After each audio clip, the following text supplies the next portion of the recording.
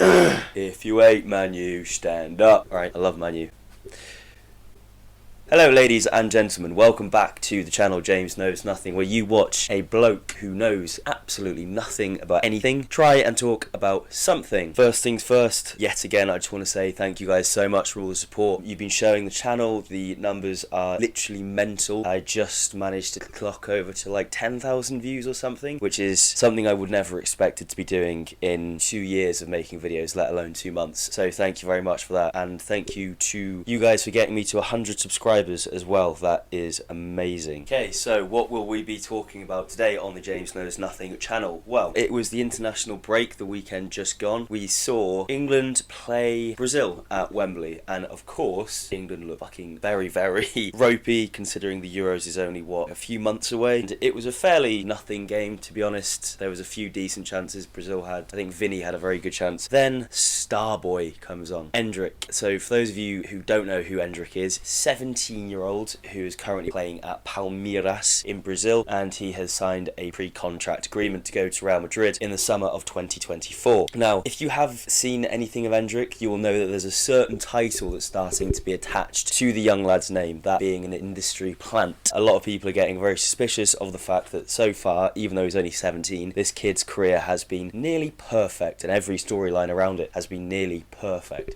So now people are getting a little suspicious. Let's just first of all start this investigation off with the definition of what an industry plant actually is. An industry plant is a pejorative used to describe musicians who obstinately become popular through nepotism, inheritance, wealth, and their connections in the music industry, rather than on their own merits. Artists described as industry plants often present themselves as independent and self-made, and are alleged to have their public image manufactured to them by record labels. So obviously, realistically, this can't apply to the football players. It's just not possible, really, is it? How the fuck can a player be an industry plant? It's purely down to their natural ability and talent. It's not like you can just pluck any player from any academy, put him in the Brazil versus England game and go, yeah, he'll definitely score that. So obviously it's all, I think, a bit facetious. So obviously he scored at Wembley to win the game. He's the youngest Brazilian to score for the national team since Ronaldo Nazario, or R9, since 1994. He's played 66 games for Palmeiras, scoring 18 goals, including playing 53 games in 2023, scoring 14 goals as a 16-year-old, which those stats are mental. And this guy does seem like a very promising young player. Like, obviously Madrid have a history of, Madrid and Barcelona really, of signing young Brazilians and turning them into world beaters. You look at Rodrigo and Vinicius especially right now. This guy looks every one bit like he could fit into that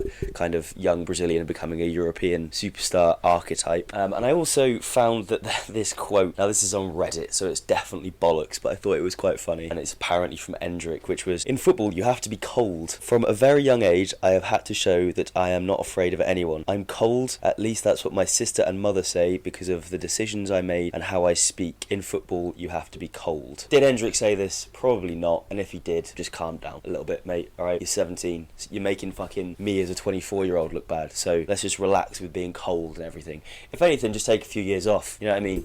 Go, sink a few Stellas, have a few cigarettes. Just live as most 18-year-olds do, in at least in the UK. And he's also got a fucking book on Amazon, by the way. Endrick has got a book on Amazon, and he is 17 years old. Now, I know that he's actually had quite a complex journey to football. I saw a quote which may not have been directly from him, but basically talking about how for the previous 3 generations of his family, they've all been trying to achieve the goal of becoming a football player, and he's the first that's been able to do it. And it sounds like they've come from complete poverty in Brazil, and he's managed to make it, and now he's reaping the rewards of all of his hard work. But 17, brother, 17, leave some time. This kid is an industry plant. The storylines are just a little bit too clean. Endrick again looks like he's going to be an absolute world beater, and this leads me on to my point for this video, which is, what is the point in watching football next season? Because Real Madrid, their squad it's a joke of how stacked it is. They've essentially got a 17-year-old regen of Pele who will be joining them, and then also the best player in the world right now, Kylian Mbappe, is going to be joining Real Madrid as well, for a total transfer sum of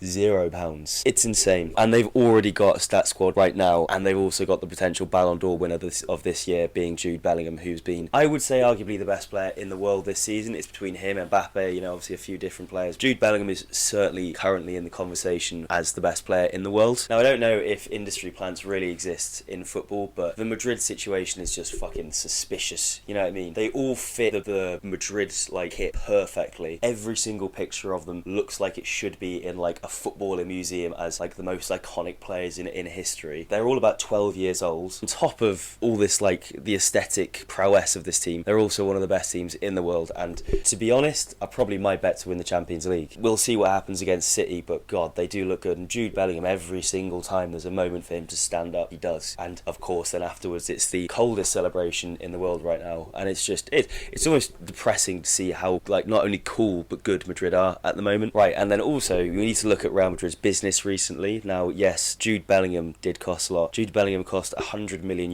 obviously, from Borussia Dortmund. This is all according to Transfer Market, by the way. This is where I'm getting these numbers from. He is now valued at €180 million, and he's 20 years old.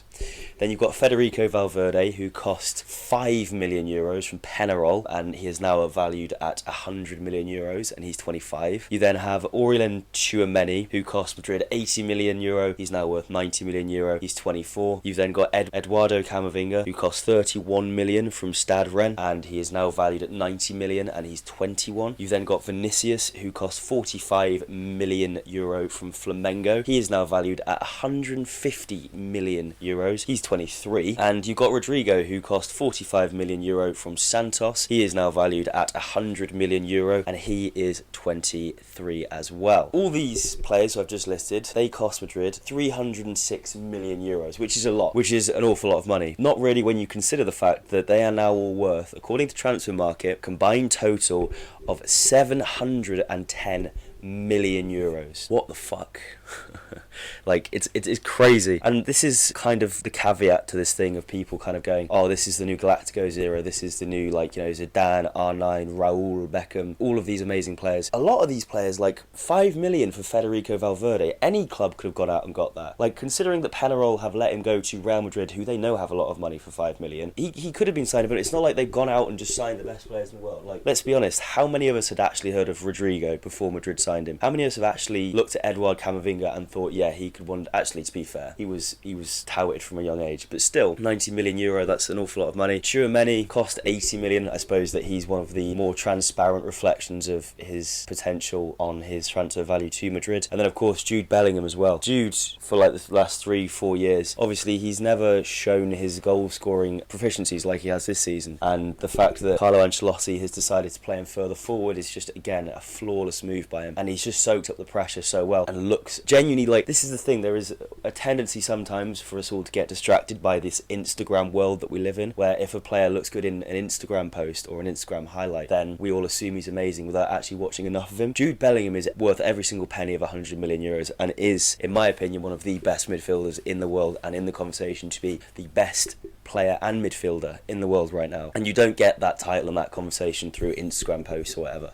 Again, just Madrid's business has just been insane. Let me know what you guys think about all of this Madrid business. Is there any point in watching European football next season, or are Madrid just going to win it all? Then also let me know if Endrick is an industry plant. I will try and get this video out for you as soon as possible. Haven't been feeling too great the last few days, or last few weeks really, so that's why there's been a bit of a slowdown on the uploads. But yeah, just stay subscribed, keep watching, and I promise you we will get more videos out soon. So see you in the next video. Bye bye.